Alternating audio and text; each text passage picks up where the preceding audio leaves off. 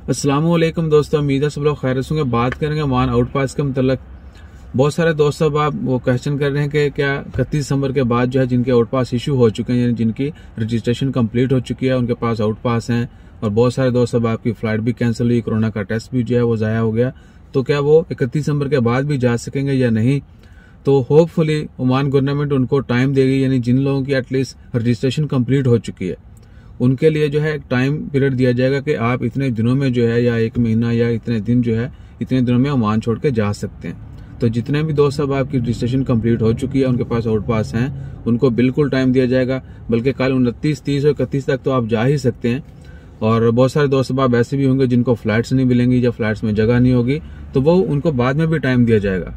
हो सकता है कि आउट पास का थोड़ा ड्यूरेशन जो है मजीद बढ़ा दिया जाए, उसके बारे में कंफर्म नहीं कर सकते, लेकिन जिनकी रजिस्ट्रेशन कंप्लीट हो चुकी है और वो एक वीक के लिए जो फ्लाइट बंद हुई थी वो नहीं जा सके, उनको जरूर टाइम दिया जाएगा।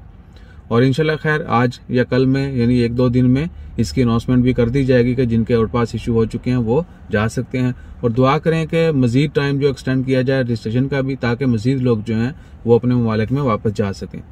सो इंशाल्लाह खैर जैसे मजीद अपडेट्स आती हैं वो भी आपके साथ शेयर करते हैं। अपना ख्याल रखें, दुआ में याद रखें। हमारा ख्याल रखने के लिए सब्सक्राइब कीजिएगा। जज़ाकल्लाह, अल्लाह हाफिज़।